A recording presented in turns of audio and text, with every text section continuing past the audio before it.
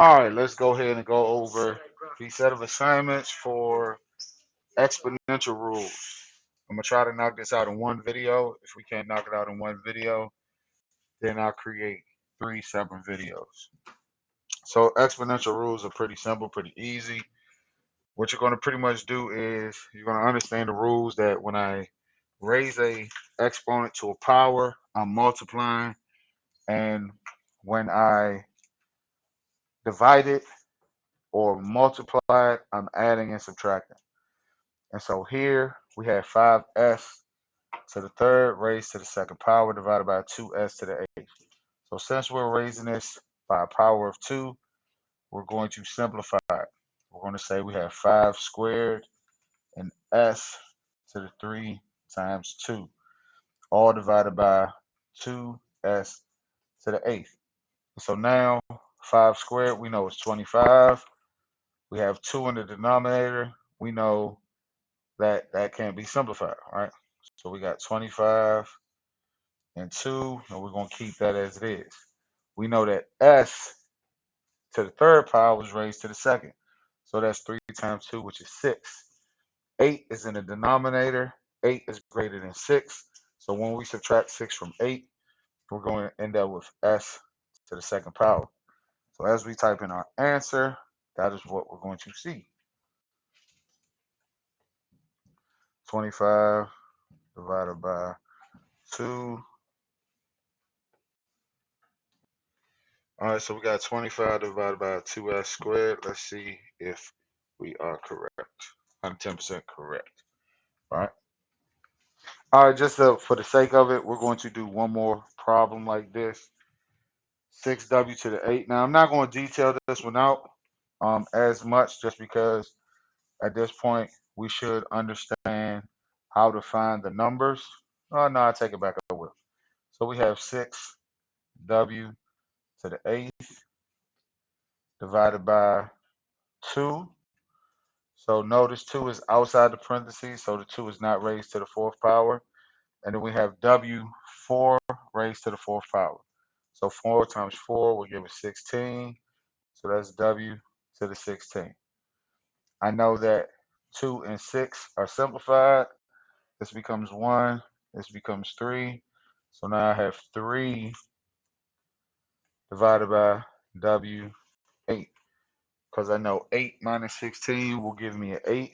So my answer would indeed be 3 divided by w to the 8th power.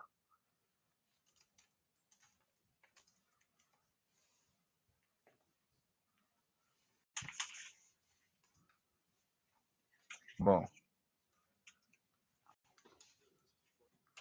All right, next we're going to work on simplifying algebraic square roots. Now for me, since we already know exponent rules, I'm going to try to refer this in the form of an exponent. Um, but we really want to have one or two approaches. We either want to find perfect squares or we want to find pairs. So I'm going to rewrite this as 2, 12, x3, y7, all to the 1/2. Another reason why I want to write it like this is because now you can functionally use your calculator with raising a power to a fraction, right? So I do understand that I have 12, and if I break 12 up, I know that's 6 and 2, and 6 is 3 and 2. So that means I have 2, and underneath my radical, I'm going to have 3 times 2 times 2, right? So far, so good. And then I have 3 x's. I got x, x, x. And then for my y's, I got 7 of them bad boys. So I got 1, 2, 3, 4, 5, 6, 7.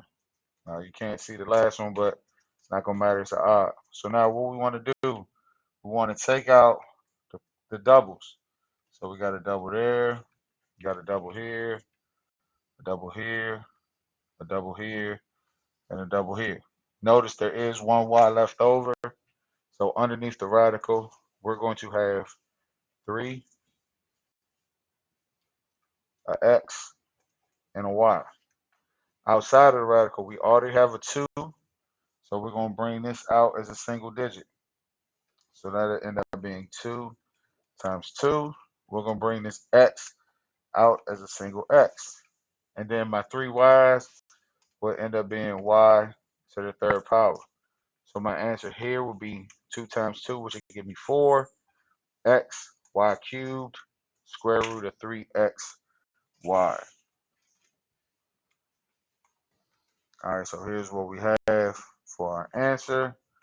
Hit submit answer, hit yes. It's telling us we have something incorrect. So with us having something incorrect, let's kind of pay attention to exactly where our errors were at. So I have 2 times 2, boom. I have x, boom.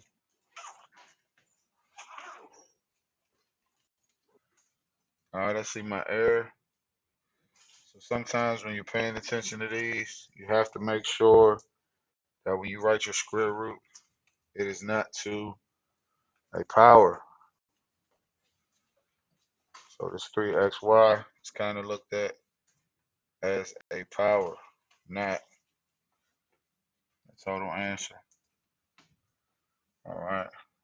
So now we got 3xy. Hit submit. Yes. Boom, we got the correct answer. So just be careful when it comes down to using this platform because, you could have a radical and as an exponent, and then it's going to mark your problem wrong. All right, we're going to do one more of these for the sake of just making sure we're thorough with it. So we have the square root of 4x squared, y squared. So as I write this, again, I want to write it to the 1/2. So I got 4x squared, y squared to the 1/2.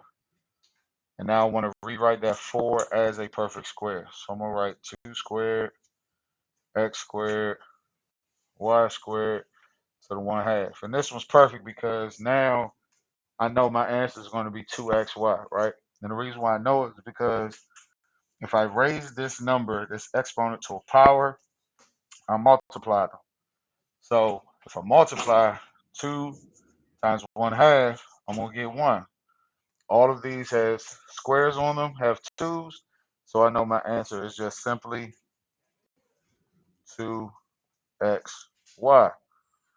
So I can literally just type it in here, 2xy, submit my answer, and I'm Gucci, right? So again, exponent rule say if I write this square root to the 1/2, I can now multiply exponents and I can kind of use my exponent rule.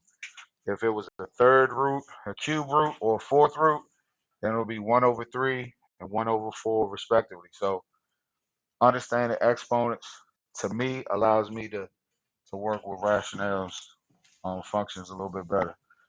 All right. All right, now this is the easy part, right? And so for this particular part, this particular portion, what we're going to do is we're just substituting, right? We're substituting in to try to find A and B.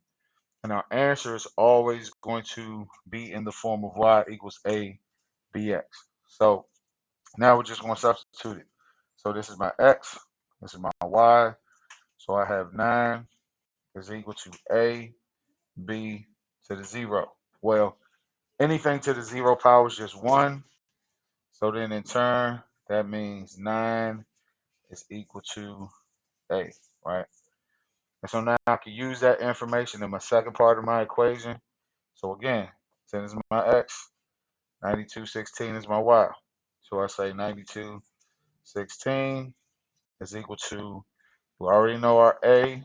Our A is 9, B to the 10th power. And again, exponent rules is going to help you here as well. So we're going to divide both sides by 9. And then we're going to have B to the 10th power here.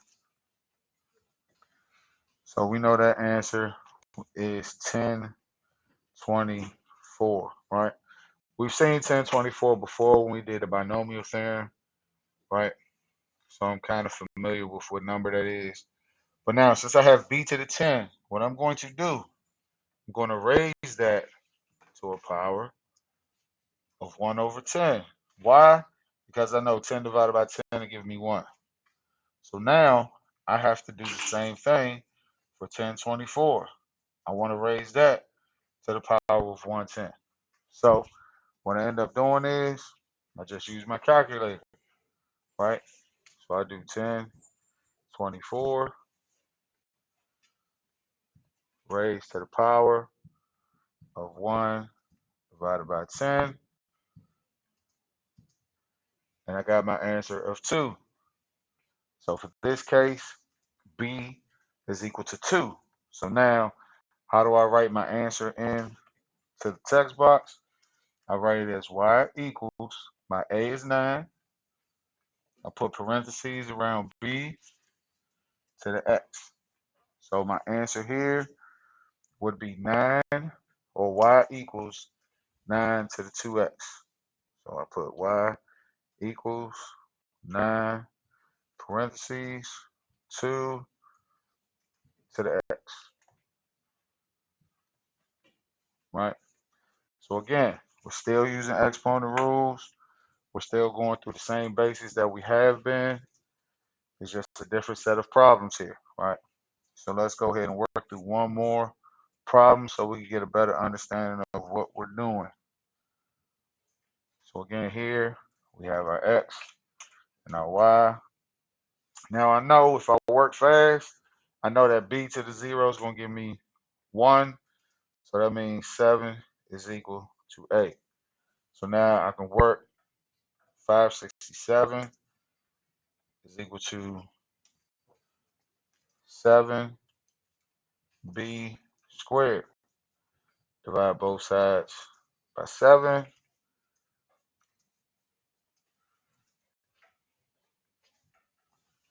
567 divided by 7. It's going to give me 81. Off the top of my head, I already know that 89 times 9 is 81. But let's just work it out just for the sake of completion. So b squared is equal to 81. I can take the square root. I can raise it to the power 1 over 2. They mean the same thing. It doesn't matter what you do. It's more so about what's comfortable to you. And I know b is equal to 9. So now as I type this answer in, I'm going to say that y equals 7 parentheses 9 to the power of x. And that would be my answer, right? So again, this is our process. This is how we approach these problems. If you got any questions, please let me know.